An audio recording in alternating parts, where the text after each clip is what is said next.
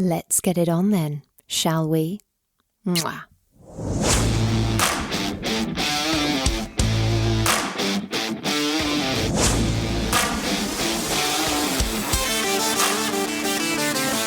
Welcome to Sex on the Peach, your weekly hump day dose of everyone's favourite untalked about topic, sex.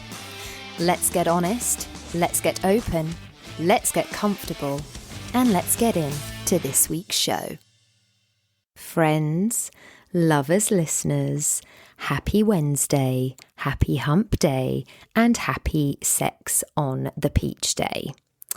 Today's episode is coming to you from Edinburgh, where I am currently performing at the Edinburgh Fringe Festival in a show called The Queen is Mad, a musical all about misogyny. Something I never talk about on this podcast. I don't think I've ever been more typecast in a role, to be honest. This queen named Joanna La Loca, which means Joanna the Mad. She was Catherine of Aragon's older sister, if you are a Six or Henry VIII fan. Anyway, she was the Queen of Spain. And for royalty at the time, she was very outspoken. She wanted political and educational change and reform. And her husband and father literally locked her up and convinced everyone she was mad. It's giving OG Andrew and Tristan Tate. Bear in mind, this is set in the 15th and 16th century, literally the 1400s, and not much has changed. A woman being called mad and insane? Unheard of. Anyway, as it's a show about female rage, I think it's the only time I've ever walked into an audition room and been cast before I even open my mouth. They could just feel it. So, if you happen to be in Edinburgh, you can come and see me be a ragey, opinionated radical, rather than just listen to me be one on this podcast. I digress, because this podcast episode is jump scare, nothing to do with anything I've just spoken about. Although, I guess, like the show, you could say it's about people being labelled and cancelled in the court of public opinion. In fact, I might as well have just called this season the social commentary season, because that seems to be what it has turned into. Between Blake Lively and Justin Baldoni, Andrew Tate, Lily Phillips, there's been a lot of relevant things going on in current affairs to discuss. Affairs being the apt word today, because I'm going to talk about the Coldplay concert. Something I never thought I'd be saying on this podcast, but it's part of a much bigger conversation about infidelity, about judgment, and not for the first time this season, about the worst of social media. These are all of the things we are going to touch on today. So let's get into it. Here is the Coldplay Conundrum.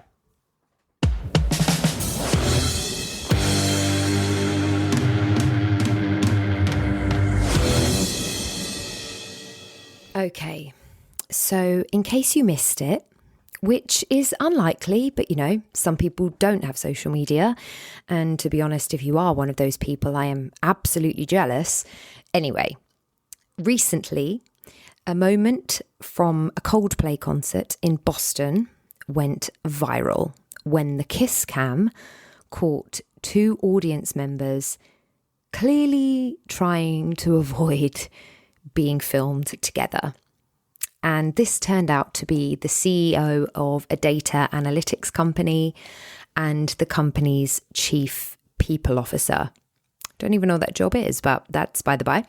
Anyway, both are married to other people, which sparked a huge wave of speculation about a possible affair. Now, this video exploded across social media. It racked up tens of millions of views, and it has led to some very intense public scrutiny. And shortly after, both of the involved parties resigned amid an internal investigation by their company. And I'm going to say the whole situation offers a quite grotesque lens to talk about infidelity, public shaming, and how social media shapes our reactions to what are actually private relationship matters. Yes, you could argue it was made public because they chose to attend something together publicly, which is where they were caught out. But we have no idea what is going on outside of that 5-second video. And this is what happened with the Justin Baldoni and Blake Lively situation. Two very different sets of circumstances, sure, but the social media judges and juries were out in full force for Justin and Blake. And now the social media divorce lawyers, that apparently everyone is now, are bringing that same fucking energy for these two random ass people that literally no one knows. The omnipresent social media gods of all that is faithful and holy, the final words on fidelity, the gaggles of keyboard warriors who have apparently never made a wrong step or mistake in their entire lives. Apparently everyone behind a screen lives in their own ivory tower now. The internet did what it does. Clips were reposted, think pieces flooded in. People who've never even liked Coldplay suddenly had deeply personal opinions about the inner workings of a relationship they know nothing about. And what was gross to me is that the tone wasn't just curious. It wasn't even just judgmental. It was gleeful. There's this strange thrill people get from catching someone out, especially if they are public facing. Like the scandal itself is a form of entertainment. I'm not going to lie, sometimes it makes me wonder how many of these people who are so quick to throw stones are actually living in their own glass houses. But this is never just entertainment. It's someone's actual relationship, someone's actual heartbreak or mess or secret. And before you know it, complete strangers are deciding who the villain is and how they should be punished, as if love is some true crime documentary that we are all binge watching together. That actually says more about us than it does about the people involved. And it has brought up two huge conversations that we don't have nearly enough. One, that infidelity isn't a simple good person, bad person binary conversation. And two, that trial by social media is honestly one of the most destructive forces in humanity. Seriously, what the fuck have we become? Why are we so quick to burn someone at the digital stake? Are we even willing to consider the messy human reality of cheating and why it's not always what you think it is? And how does this all relate to our own sex lives and love lives, even if you wouldn't go to a Coldplay concert if someone fucking paid you? Let's get one thing absolutely clear before anyone gets twitchy in the comments and accuses me of running PR for the unfaithful. Cheating can be selfish, cruel, devastating, and deeply damaging. It can shatter trust, destabilize relationships, and leave very long-lasting emotional scars. I am not here to romanticize it or brush off genuinely hurtful behavior, and I am certainly not here to hand out little moral oopsie passes like they're parking tickets. But, and there is a but, as with everything else in life, not all cheating is the same. There is a spectrum. There is context. There is nuance. It's not one size fits all villainy. It's not a cartoon image of someone cackling in a hotel room, rolling around in betrayal like a Disney villain in lingerie. Sometimes it's way more boring. Sometimes it's heartbreakingly human. No one wants to minimize the pain or the betrayal that comes with cheating. Certainly not me. I have witnessed people close to me be cheated on in the worst possible ways, and it is unbearable. But the thing that often gets lost in the outrage and social media trial by fire is that cheating isn't a single, simple crime. It is a complicated human behavior that happens in 1,000 different emotional and relational contexts. And understanding those contexts is key to unpacking what it really means, which still doesn't excuse cheating, by the way. I'm going to keep repeating that because not a single thing I'm going to say on today's episode is to excuse infidelity. But if we are actually going to ever move towards change, and let's be brutally honest, monogamous societies have a huge infidelity problem, we need to understand where the problem comes from in the first place. You can't fix something if you don't know why it's broken. So what I want to do is get to the bottom of why people cheat so that we can look at other options like, communication. And what's difficult is there isn't just one why. There never will be. Every single situation and every single relationship is completely different. Therefore, the context surrounding any infidelity will always be completely different. And I will never, ever minimize the pain and destruction that cheating can cause, but we need to start being honest about the fact it is a real problem and no one wants to talk about it. And that is solving precisely nothing. Multiple studies have suggested that as many as 70% of people have cheated on a partner at some point in their life. And those studies are coming from the Kinsey Institute, one of the most respected sources on human sexuality. This high number aggressively challenges the idea that cheating is rare or abnormal.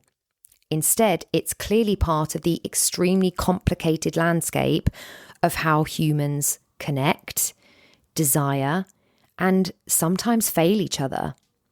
Just look at websites like Ashley Madison, a platform designed explicitly for people seeking extramarital affairs, which at its peak has had millions of users worldwide. The existence and popularity of sites like that literally tell us how common infidelity is, to the point people are willing to pay for it on public websites.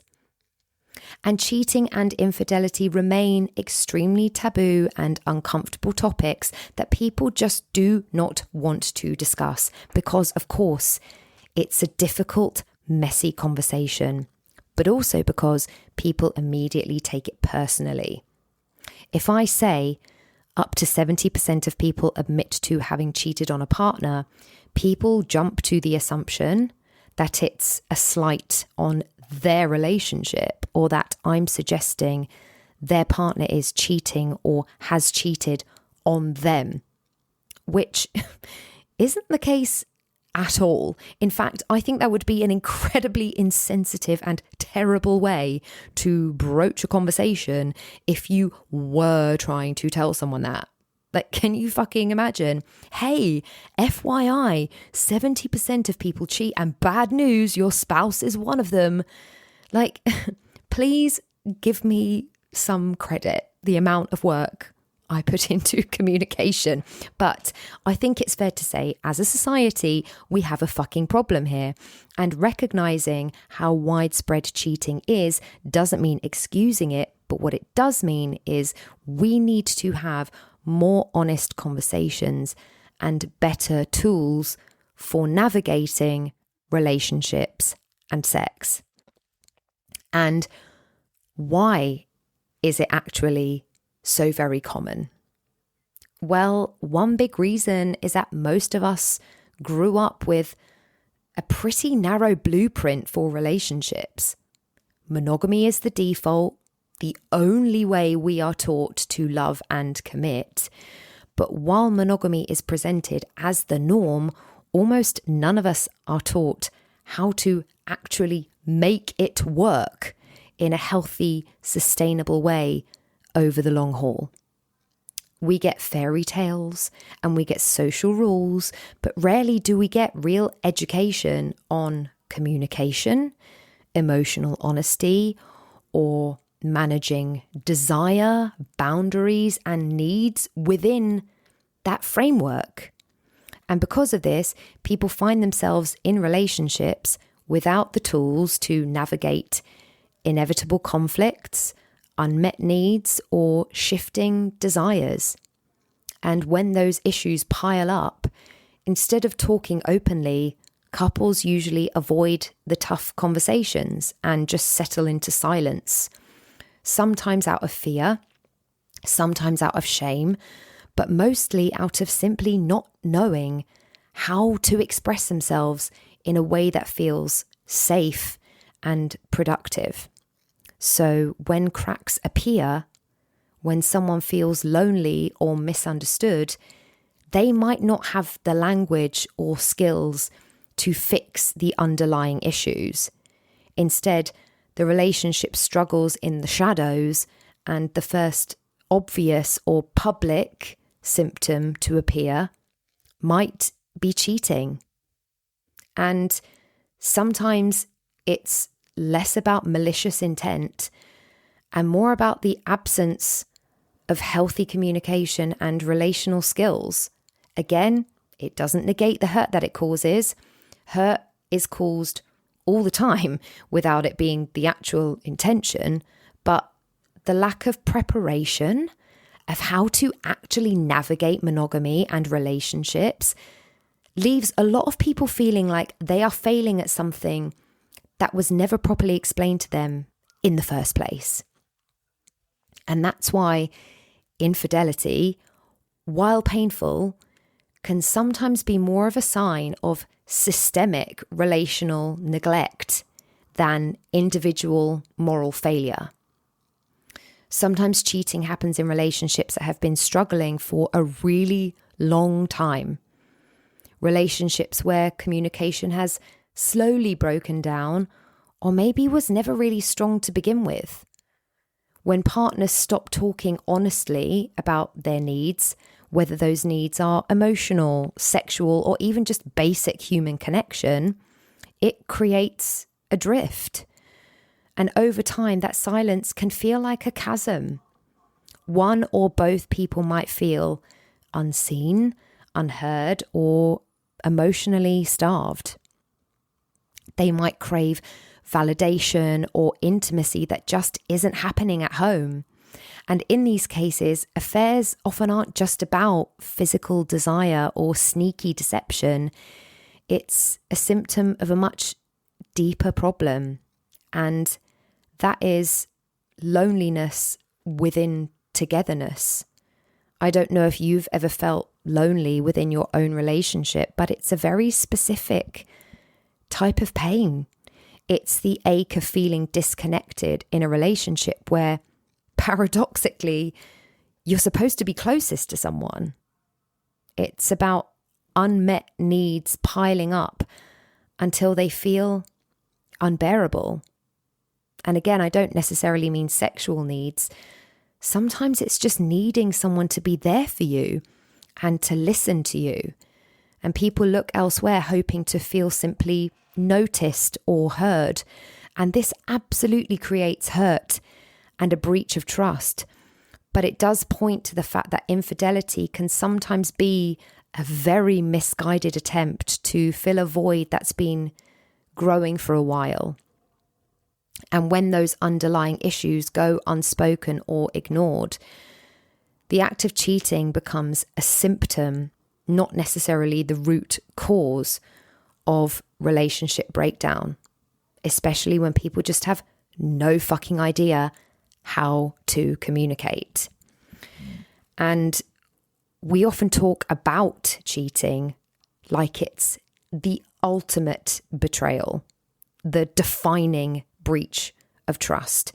And in some relationships, it is. But a breach of trust doesn't just happen when someone kisses another person at a concert or has an affair. That can happen in ways that have nothing to do with sex. And sometimes those breaches can be just as corrosive to a relationship. If your partner lies to you about money, hides debt, or secretly spends in a way that impacts your shared life, that's a betrayal. If they promise to be there for you emotionally, but they disappear or shut down whenever you are in pain, that's a betrayal. If they regularly dismiss your boundaries, ridicule your needs, or humiliate you in public, which I've seen partners do to their partners, that's a betrayal. And yet, because these acts don't have a sexual component, we often don't classify these breaches of trust and respect as badly as we do cheating. We might call them flaws or issues or just the way they are, but they are still breaches of the agreements and safety nets that relationships are built on. The truth is, relational trust is multi-layered. It's not just, I trust you not to have sex with anyone else. It's, I trust you to be honest with me, to show up when you say you will, to respect me in private and in public, to listen when I'm vulnerable, to have my back even when it's inconvenient. You can technically remain sexually faithful and still betray your partner's trust in ways that make them feel just as hurt, unseen, or unsafe. The tricky part about this is sexual infidelity is visible and easy to define. There's a gotcha moment, something that you can point to, it's tangible. And the quieter betrayals don't come with that evidence. There's no shocking text thread to uncover. There's no secret hotel booking. It's just a slow erosion of safety and connection over months or years. And because those breaches don't fit the same cultural script that cheating does, they often get minimized or brushed off. Sometimes I think the reason we are so fixated on sexual cheating is because it's easy to identify and therefore easy to rally around. They slept with someone else is clear, but they constantly invalidate my feelings doesn't spark the same public outrage, even though for the person experiencing it, the hurt can run just as deep. If we expanded our definition of betrayal to include emotional negligence, boundary violations, chronic dishonesty, we might have far healthier conversations about what it really means to honour and protect the trust in a relationship. But unfortunately, the cultural script we are given about trust in relationships is always based on infidelity, and it is very black and white. You either love your partner and are loyal, or you cheat because you are a lying, lust-driven villain. It's simple, it's easy to digest, and it's completely unrealistic because ultimately, yes, cheating is one way to break trust, but it's not the only way. And one of the hardest things we need to confront is sometimes cheating happens in relationships where there's abuse, emotional, psychological, physical, or all the above. And I don't think you need me to remind you that abuse is a profound trauma that reshapes how a person experiences safety, trust, and even their own sense of self. When someone is living in that kind of environment, that relationship is not a partnership. It's a prison. Abuse creates fear, isolation, and confusion. It erodes self-esteem to the point where a person doubts their own worth and questions whether they deserve kindness, respect, or love at all. It literally rewires the brain's survival mechanisms. It makes it incredibly difficult to make clear decisions, even decisions as critical as leaving. And leaving is not as simple as walking out the door. I don't ever want to hear that. It often involves logistical fucking nightmares, safety concerns, financial dependency, emotional manipulation, and also the terrifying prospect of increased violence. So when someone in an abusive relationship seeks connection, comfort, or even just escape outside of that dynamic, are we, as the public jury, going to still suggest that is the same betrayal that we taint all infidelity with? Sometimes it can be a desperate act of survival. It might be the only place where they feel seen or heard or valued. It's a break in the suffocating cycle of control and fear. Again, this doesn't erase the pain that can be caused by infidelity, but it demands that we see it through a lens of compassion and not condemnation. People outside these situations do often ask, why didn't you just leave? But that question ignores the immense barriers survivors face. It ignores the reality that abuse traps people in ways that are not visible on the surface. It ignores the fear for their own safety, sometimes for the safety of their children or safety of others. It ignores the years of gaslighting and emotional manipulation that make it very hard to trust their own judgment.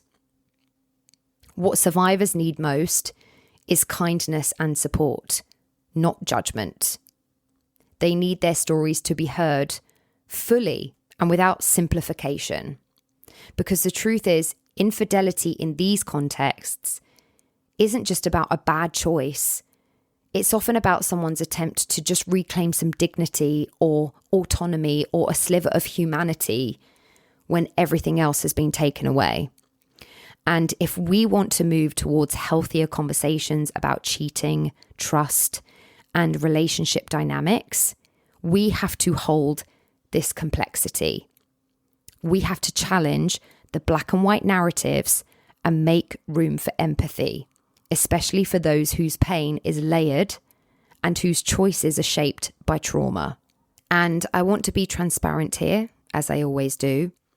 This isn't just theory for me. I've lived it. I've spoken about this before. It's been on previous episodes, but I was married once and my husband was extremely abusive. Not just to me, also to my family. And it still makes me sad to say that. There's no two ways about the fact. I'm still somehow let down at myself for not seeing that I was marrying someone who turned out to be inherently evil. And that's not a word I use lightly. I take it very seriously to say that. I actually have no time for people throwing around words like abuse and narcissism for dramatic effect. But that abuse affected me so badly and in so many ways, some of which I couldn't even see fully until much later. Some of which are actually not even coming to light until I'm now in this new relationship. Luckily, I am with someone who deals with it like a fucking champ. But I could not see a way out of that relationship. And again, as I have been open about on previous episodes, I had an affair. And unlike a lot of people, I did tell the truth about it. I was honest. And do you know what happened? No one cared about the abuse. No one wanted to talk about that. They only wanted to talk about the cheating. My cheating literally became the headline, the defining thing about me in their eyes. Not the time I spent afraid in my own relationship, not the damage that was being done daily behind closed doors, just the one choice that I made to reach for air when I felt like I was drowning. And I carried that shame for years. Not just shame for the affair, but shame for failing to be the perfect victim people seem to require in order to deserve empathy. And it took me a long time to understand that my story was still valid, my pain was still real, and my survival didn't need to be palatable for it to be legitimate. And it is one of the reasons I am so passionate about these conversations, because if we only measure morality by whether someone technically cheated, we erase the human being behind the choice and we miss the chance to truly understand what drives it. And I want to add that the reason I'm doing the episode isn't to try and diminish cheating because I've done it or to try and get sympathy, but because I know firsthand how dangerous it is when we reduce cheating to a moral headline instead of a human story. I'm not here to rewrite the rules so my own past feels better. I've already done the hard work of sitting with my choices, my circumstances, and my healing. I'm doing this episode because I've seen how quickly public opinion can flatten a person into one act, stripping away all that context, all that complexity, and all that truth that makes us human. I have seen how cheater becomes the whole story, while pain, abuse, isolation, and anything else in a relationship that is actually distrustful and disrespectful get pushed aside as if they are irrelevant. And that's not just unfair, it's really harmful. It keeps us from having real conversations about why infidelity can happen, how relationships can break down, and what compassion could look like without condoning harm. And just to be clear, if I could go back, I would make different decisions. I was young, I didn't know how to communicate in the way I do now, and I didn't have the tools or the language to navigate that complex and painful situation. Growth happens sometimes through mistakes, through reflection, and through healing, and I really carry those lessons with me every day. No, I would never ever cheat on someone ever again, but I also wouldn't let a relationship get to where it got to in my marriage ever again. This episode certainly isn't about my absolution. It's about expanding the lens so we can see people in full, even when we don't like their choices. But honestly, thinking about how things would have felt if my affair had been dragged into the public eye, subjected to the relentless glare and judgment of social media, it makes my chest tighten a bit. The thought of being tried and convicted by thousands of strangers who only see a snapshot, a headline, a scandal, but have no clue about the behind the scenes, no one knowing the full story, no room for nuance or context, just quick assumptions and harsh verdicts. That kind of trial by social media isn't justice, it's cruelty. And at that time in my life, when I was maybe the most miserable and scared I've ever been. If I'd been on the receiving end of some of the things I've seen on social media, I don't know what I would have done. I can't imagine I would have wanted to be here anymore. Is that how we want to make people feel? Don't we want to give people the chance to be honest about their mistakes, to own up, to be vulnerable, to have real conversations about what went wrong? But if the only response to that honesty is public shaming, humiliation, or a flood of harsh judgment, how safe will that ever make anyone feel to come forward?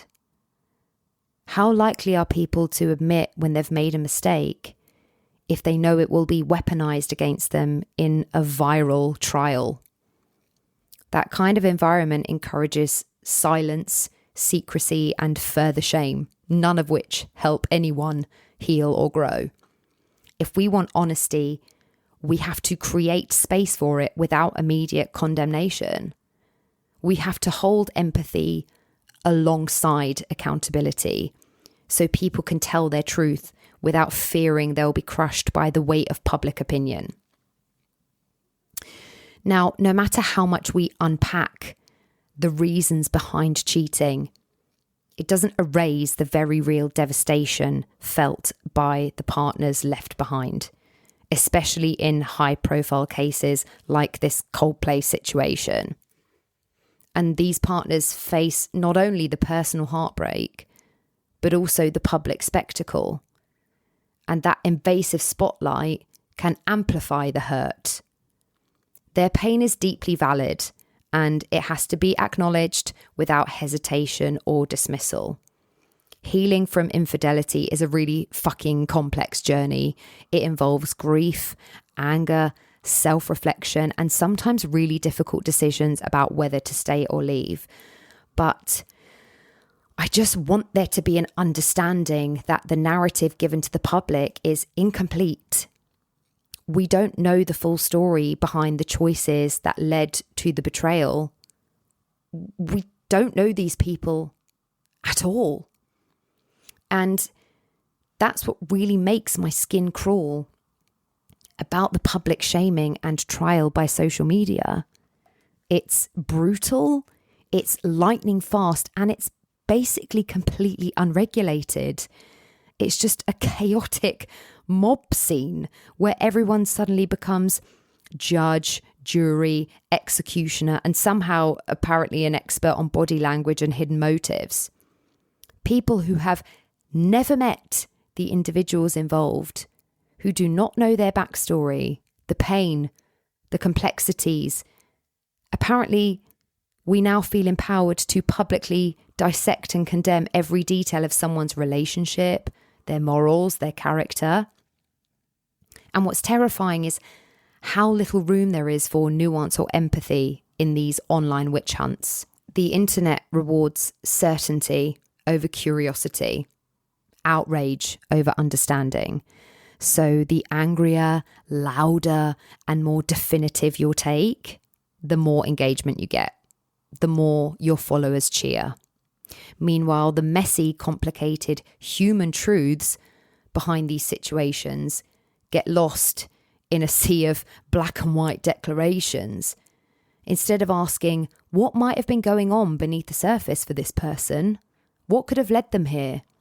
The default reaction is to shout, they're trash, cancel them, erase them. This doesn't mean we shouldn't hold people accountable for their actions. Accountability is crucial, but there is a profound difference between holding someone accountable and trying to utterly destroy their reputation, their career, their relationships, their lives. The latter is cruelty masquerading as moral justice. It is a public execution without due process, without context, without compassion. And for what purpose? So strangers can feel superior, so we can collectively pat ourselves on the back for never making those kinds of mistakes.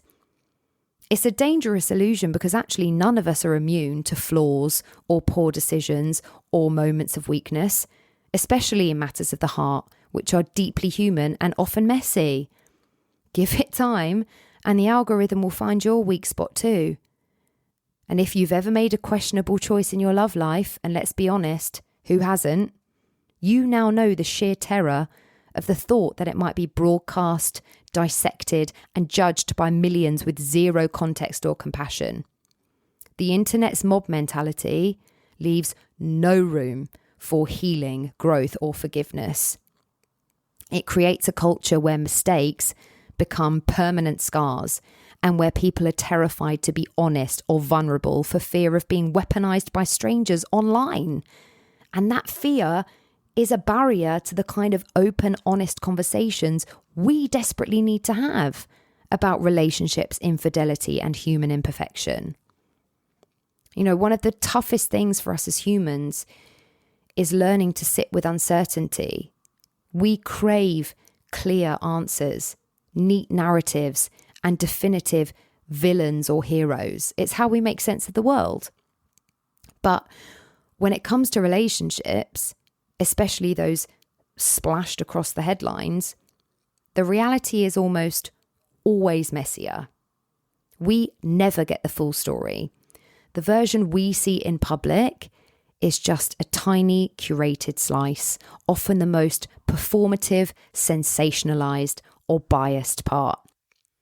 Behind the scenes, there might be years of private struggle, complex emotions, unspoken compromises, and deep context that no headline or tweet could ever capture. Probably not tweet. Is anyone using Twitter anymore? What is it now? Threads.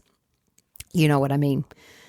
But next time you feel that fire of outrage or judgment rising, and I get it, I feel rage. I literally sing a song about rage in the show I'm doing in Edinburgh. But I know how it feels to feel the fire. But if that comes from judgment, try pausing and asking yourself a few questions. Why am I even invested in this story about this person I don't even know? Why do I care about the details or the drama?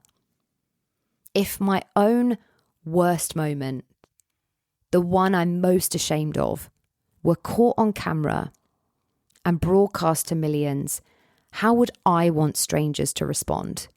Would I want compassion or condemnation? Would I want the benefit of the doubt or a public shaming?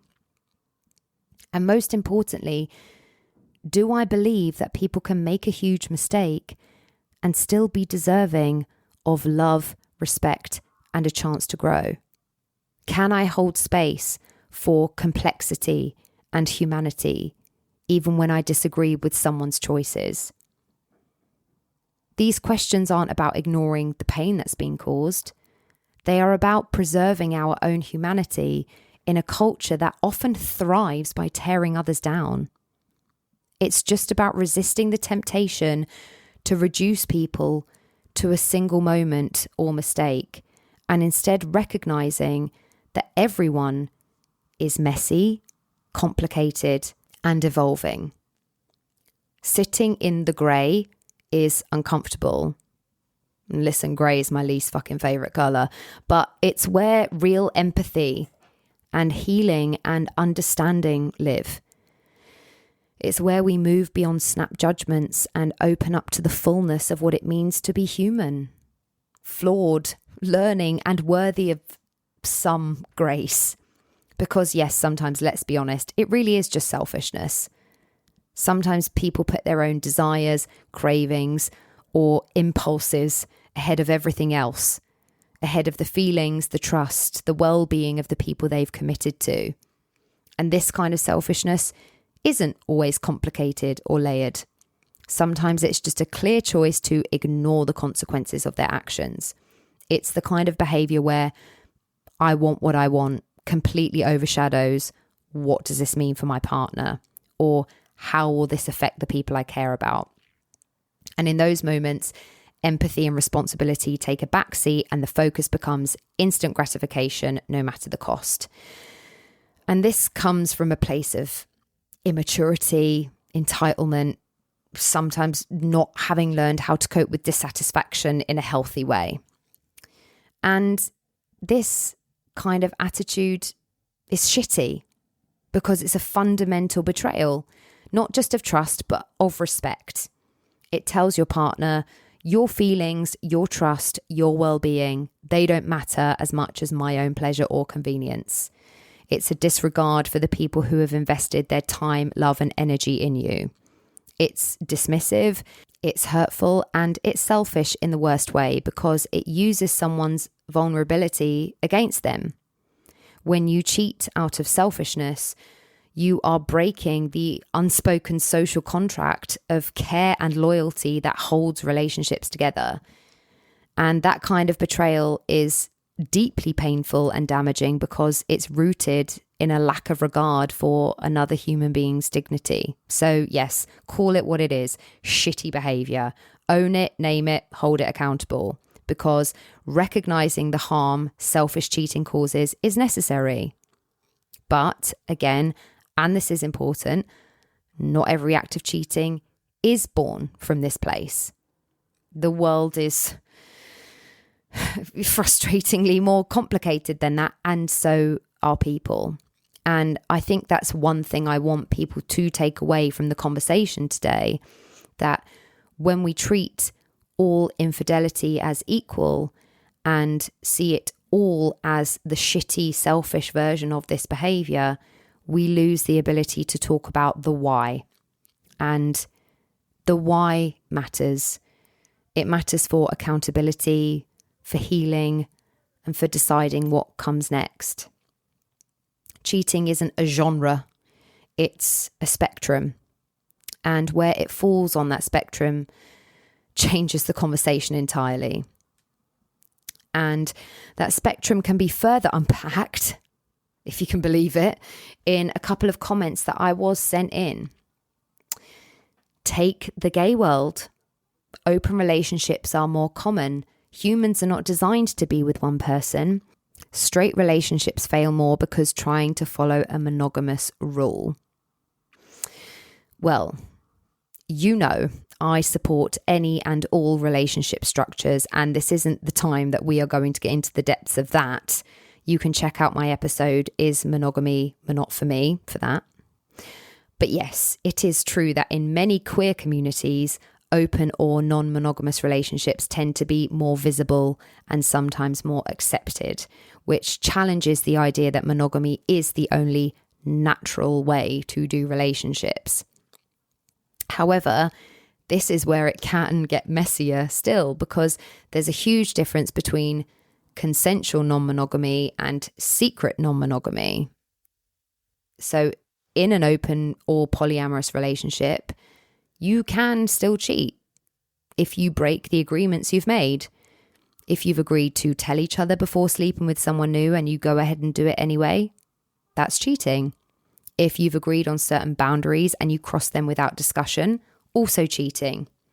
In that kind of arrangement, the actual sex isn't the problem, but the secrecy certainly is. But I'd hope it goes without saying from me that it's definitely always worth looking at how different relationship styles can fit different people's needs, because you might find that monogamy just simply isn't the right structure for you, and that's okay. And I do hope that everyone does find the relationship structure that works for them. As a man, I cheated on the love of my life. I was massively punching above my weight, and the only reason I did it was 'cause I could, and my ego took over. Well, thank you for your honesty. That kind of openness isn't always easy, and it is an important first step. Cheating because your ego got the best of you is unfortunately a really common experience, and admitting it at least shows self-awareness. But sadly, people find themselves swept up in validation without fully considering the impact on the person they love.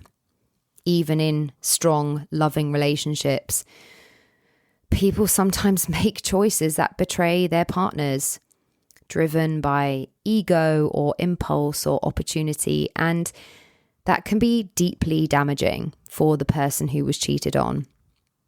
It can make them feel like they weren't good enough, or that their love wasn't enough to keep their partner faithful.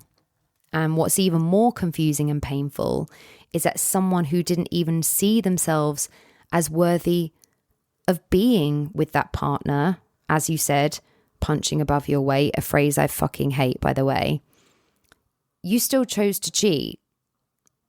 And that contradiction can really shake a person's sense of reality and self-worth. And once that trust is broken, it's really fucking hard to rebuild. Owning your actions hopefully means you are reflecting on your mistakes, which, as we know, is key to growth. And it's about asking yourself what drove that need to seek validation or attention outside the relationship, and how you can meet those needs in healthier, more respectful ways in the future. Cheating doesn't have to define you, but it does mean you have to take responsibility, not just for the act itself, but for the healing that needs to happen afterward. And that means being honest with yourself and others, owning the impact of your actions, and respecting your partner's feelings, whether you rebuild together or go your separate ways.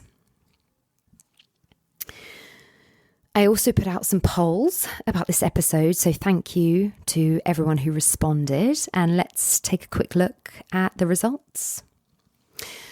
When you hear about cheating, do you judge immediately or look for context? Judge immediately, 42%. Look for context, 58%. Honestly, if we're talking about judgment, I'm judging the 42% a little bit here. Maybe this episode has changed your minds a little bit. I hope. I pray. Okay, it is what it is. Do you think cheating is always a deal breaker? Yes, 53%. No, 47%. A surprisingly even split here. And that just shows us how personal this is. Some people absolutely cannot move past that breach of trust, and that's valid. And others can find a way to rebuild or redefine what their relationship looks like. And I'm sure it's very dependent on situation, etc., etc. But, you know, neither choice is right or wrong. It's about what feels honest and right for you, for the people involved. And what people do choose to do with their relationships post cheating is their own fucking business, just so you know, FYI. Have you ever stayed after cheating? Yes, 39%. No, 61%. Again, surprisingly close. This, again, it all just tells us a lot about how complicated this stuff is. And I want people to remember that staying isn't about weakness or settling if it feels right, but walking away is also very valid and sometimes necessary. I'm also with you, 39%. I have stayed before, so I see you. It didn't work out for me, but I truly hope it did for you. Does social media make cheating scandals worse? Definitely 87%. Not really 13%. Who is this 13%? I would be interested to know why you think this. I don't know. I just feel it's pretty clear that the way these stories explode online, it rarely helps anyone. But I'd be interested to know why you chose no. Should we talk more openly about why people cheat? Yes, 95%. No, 5%.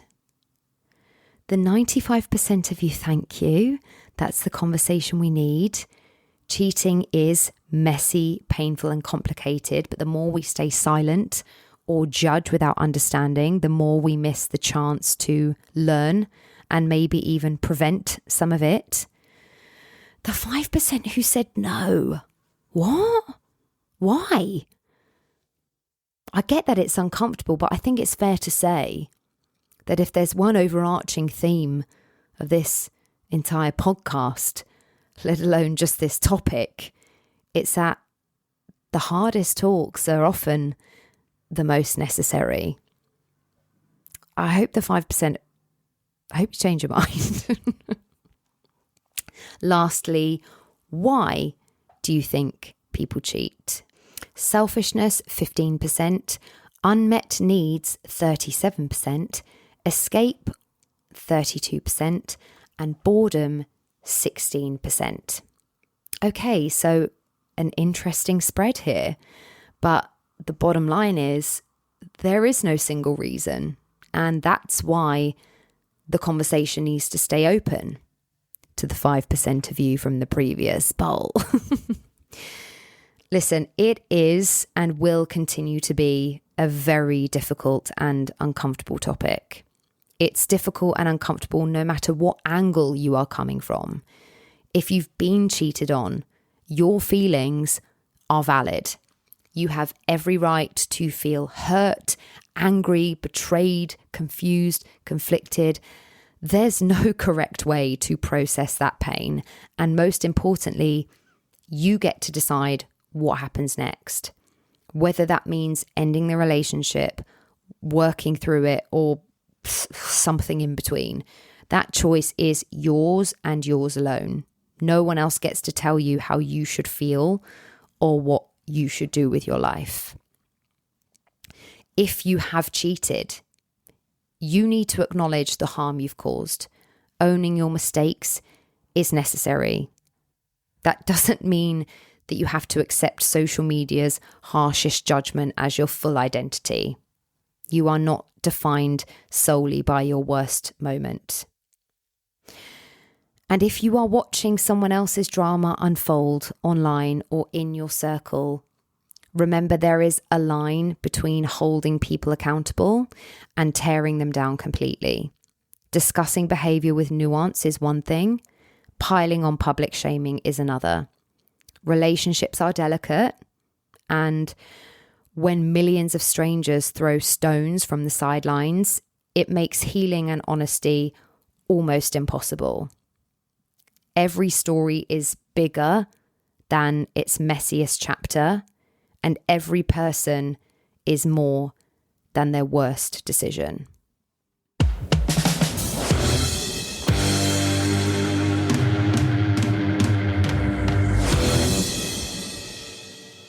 Friends, lovers, listeners, thank you so much for tuning in today.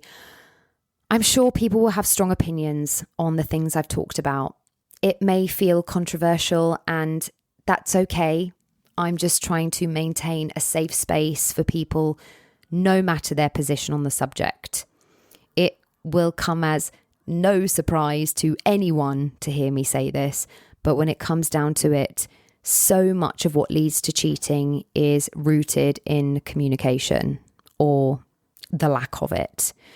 Relationships aren't full of mind readers. People have needs, fears, desires, frustrations that just don't magically solve themselves. And if we want to reduce the pain and confusion that infidelity causes, we have to get better at speaking honestly and openly with each other, even when it's uncomfortable or scary. It means being vulnerable about what we want and need, and also listening without judgment, because without that kind of communication, misunderstandings grow, resentments fester, and cracks appear in our foundations of trust. You know, cheating doesn't happen in a vacuum. It often fills the spaces where dialogue has broken down. So if there's one thing I'd like any listeners to do here, it's this. Invest in the hard conversations before things get to the breaking point. It's not easy, but it's the most compassionate and courageous choice that you can make for yourself and for the people you love. I will be back very soon with the next episode of Sex on the Peach. But for now, thanks for coming. Thank you for tuning in to Sex on the Peach today, and I hope that you enjoyed this week's episode. You can find and follow me on Instagram, YouTube, and TikTok at sexonthepeachcast, and you can also get in touch with me at sexonthepeachcast@gmail.com. Please do continue to like, share, subscribe, rate and review wherever you listen to your podcasts, and I'll see you next week. Love.